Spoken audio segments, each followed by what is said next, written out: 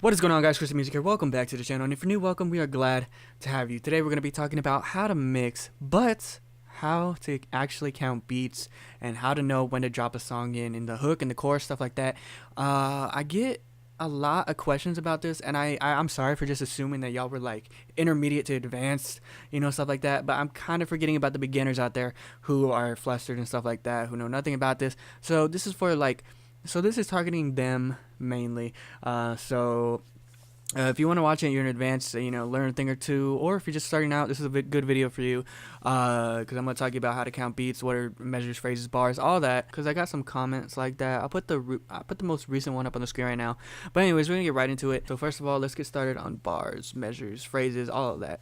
So everybody knows, the bars goes like 4 bars, 8 bars, 16 bars, 32 bars, you know what I'm saying? And you can call those measures, whatever you want to call them, a phrase, you know what I'm saying, musically. But for the start of the video, we're just going to learn how to count. So I'm going to teach you that right now.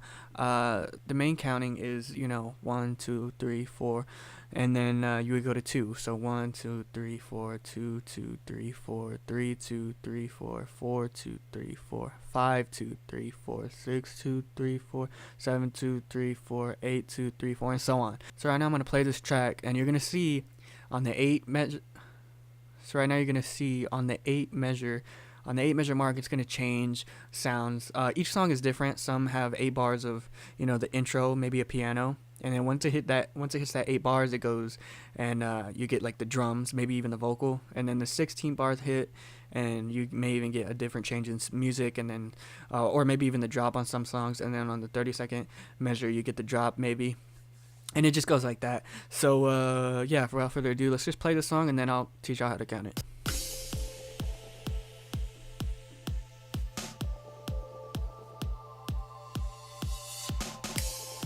So as you can tell, you found a change right there, and most people feel it. Everybody feels it.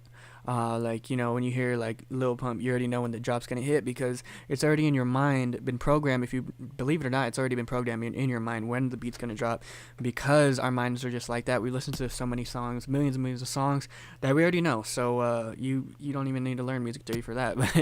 But anyways, so we're gonna count it. I'm gonna turn the bass down a little bit. So here we go. 1, 2, 3, 4, 2, 2, 3, 4, 3, 2, 3, 4, 4, 2, 3, 4, 5, 2, 3, 4, 6, 2, 3, 4, 7, 2, 3, 4, 8, 2, 3, 4. So as you can tell, right after that 8 measure, a different change in music starts. And you want to remember these key parts. You want to remember 8, 16, 24, 32, those measures if you're counting them in your head. And you can start counting from anywhere. Say if I started the beat right here, you can just start on 1 here. 1, 2, 3, 4, 2, 2, 3, 4, and when you get to 8, that's when the beat is going to drop again.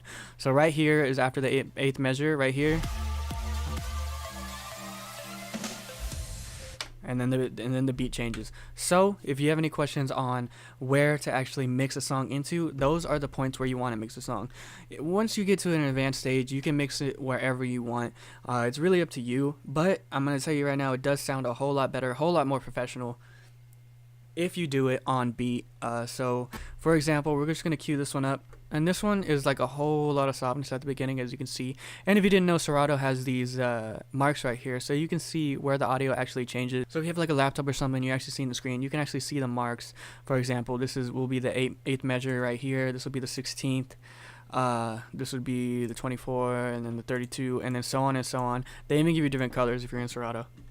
So with this one, it's pretty soft for the whole way through, but we're just gonna rock with it anyways. Alright, so now what I'm going to do is actually play this track, and on the 8th measure, I'm going to add this track in. So this track right here is going to be representing the track that's already playing, and then you're going to mix this track in, and then you're going to take this one out, and this will be your new track that's playing.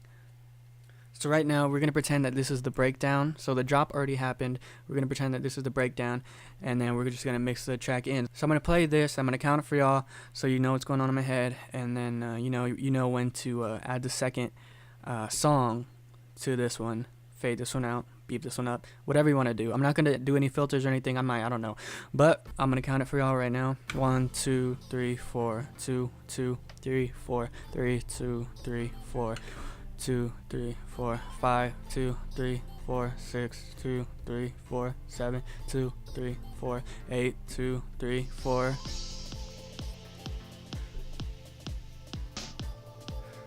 You mix it in,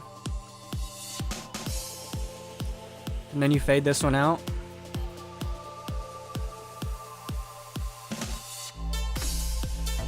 And there you go.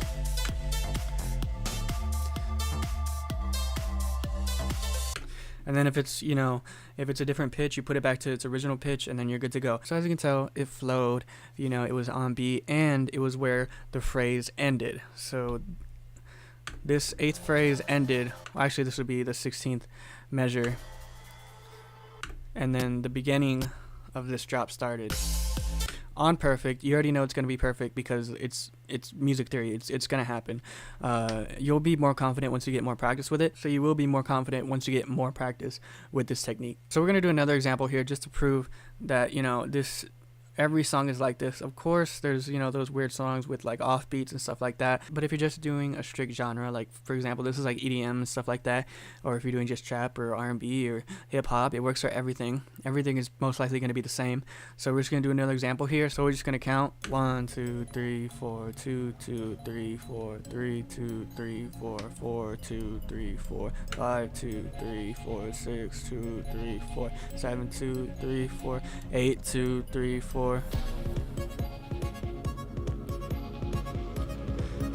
You add the new track in. They're both playing at the same exact time. You can let them mix. You can do whatever you want from this point.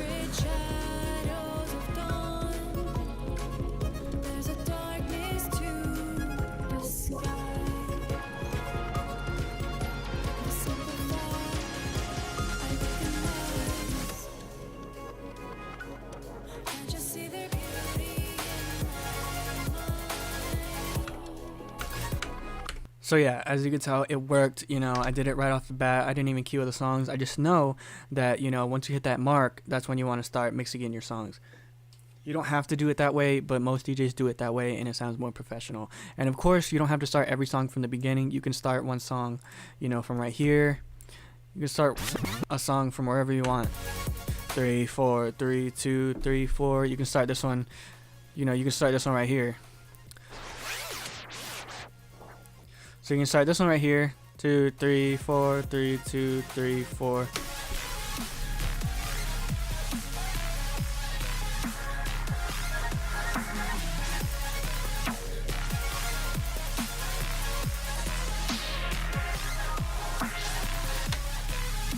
And then this song is just playing.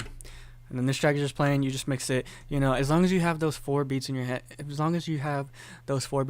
and these marks right here, you'll be fine. You'll be good to go. And eventually, you won't even have to look at these marks. You'll know where to actually mix in your song. So yeah, guys, that's basically it on, you know, how to count beats and when to drop your songs into the mix, when to mix, you know, stuff like that, and how it'll sound good automatically. So that's what you want to practice. You want to practice, you know, if you're a beginner, you want to practice, you know, actually counting out the beats out loud, or in your head, whatever you want to do, and then you would drop it whenever you want to drop it. And of course, you can drop the song. You don't have to drop it on every break, like on every 8th measure or 16th measure, stuff like that. But it just sounds better because, you know, when the chorus ends, and you have and it's going at the same pace, and then when the chorus ends and the drop comes, it just flows. It just flows, and you know that the drop is coming because you counted it in your head, so you already know that it's coming. And it works even better when you have a song with vocals and just like a sick track with a dope drop, you know. So the vocals come in, and then it drops, and you can drop the bass on the vocals, so it's the vocals of this song and then the dope drop on this song, and you just mix them together like that, and it just flows. You don't have to worry about anything else. And then after you got that down, you can get fancy with it, start playing with effects, reverb, all of that stuff, all that good stuff, all that fun stuff. But anyways, guys, I'm gonna leave you with that. If you have any questions, leave them in the comments, you know what I mean, if I covered it enough. I hope I did. Again, this was for like the complete beginner, if you just got your DJ deck and stuff like that. If you have any questions, leave them down below, or video ideas, shoot me up. I'm sorry I haven't been getting to you lately. You got that new job, you know what I'm saying. But anyways, like, comment, subscribe if you want. I'm gonna be back on that grind, you know what I'm saying. But anyways, I hope everybody's having a great day, great night, whatever you're having. And you know, I'll see you tomorrow. I'm out. Peace.